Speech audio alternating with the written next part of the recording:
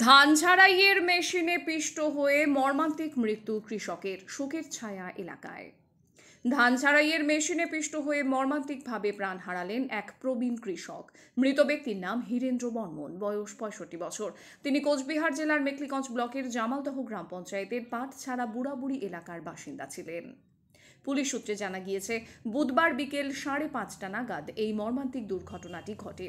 জানা যায়, এদিন হীরেন্দ্রবাবু নিজ বাড়িতে ধান ঝাড়াইয়ের কাজ করাচ্ছিলেন। কাজের জন্য একটি মেশিন ভাড়া করে আনা হয়েছিল।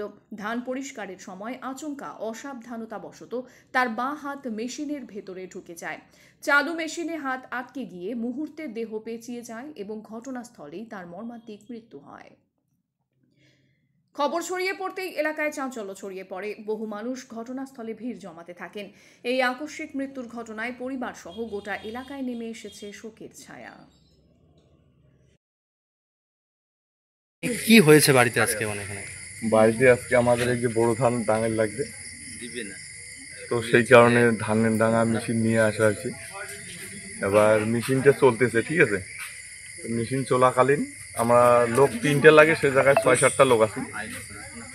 এবার ওই সময় একটু ছেঁড়া প্লাস্টিক ছিল, যে মেশিনের যে ধূরটা আছে না, তো সেই ছেঁড়া একটু ছিল, এই একটা করে মতো হবে। তো ওইখানে একটা বাবা প্লাস্টিক নিয়ে যায় দিবে এইভাবে, তো অনেকটা দূর, 3 ফুট দূর থেকে এইভাবে প্লাস্টিকটা দিছে। এবারে বড় প্লাস্টিক একটু একাতে এইভাবে ধরছে, একাতে প্লাস্টিকটা এইভাবে হেলে দিছে। এবার ডাউন ছিল লোকটা, 1 সেকেন্ডে চলে গেছে ওই দূরের সাথে। এই হাতটা একটা বাঁ হাত গোড়ায় ঢুকে গেছে ওইখানে। ঢুকে দেওয়ার পর মাথায় ডাং লাগার পরে সাত মারা গেছে। মানে আচ্ছা, মানে এটা এটা এটা বলবো যে এখন আমরা জামালপুর হাসপাতালে নিয়ে যাব, ঠিক আছে? পুলিশ ঘটনাস্থলে আসছে।